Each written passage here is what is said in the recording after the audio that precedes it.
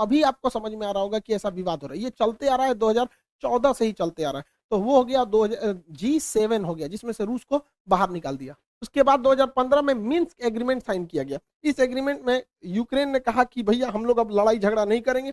Ukraine भी ध्यान रखेगा कि यूरोप तथा अमेरिका का प्रभाव यूरोप में बढ़ने न दे।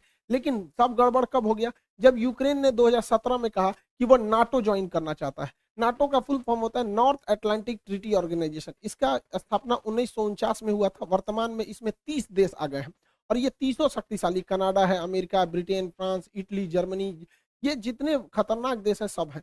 और ये मेनली रूस को काउंटर करने के लिए। और इस नाटो का आर्टिकल संख्या 5 कहता है कि नाटो के 30 देश किसी को मारे कोई दिक्कत नहीं है, लेकिन इन 30 में से किसी एक को अगर कोई दूसरा देश मारेगा तो 30 मिल के मारेंगे। अब बताइए, यूक्रेन अगर नाटो का सदस्य बन जाएगा तो नाटो के नियम के अनुसार जो भी नाटो का सदस्य है वहां किसी भी देश की सेना आपस में वहां जा सकती है। तो यूक्रेन जिस दिन नाटो का सदस्य बनेगा, अमेरिका की सेना यूक्रेन में भी आ सकती है।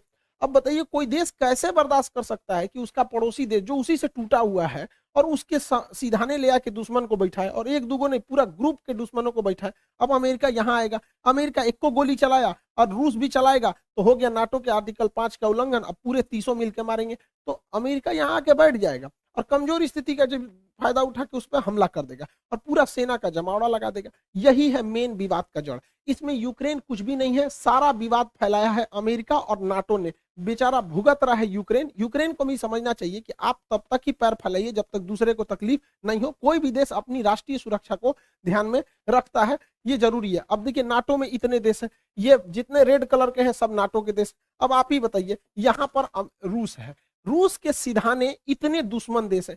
रूस अगर इनमें से किसी एक को मारेगा ना तो ये सब मिलके मारेंगे। तो रूस को तो पूरी तरह से बर्बाद करने का प्लान है नाटो वालों का।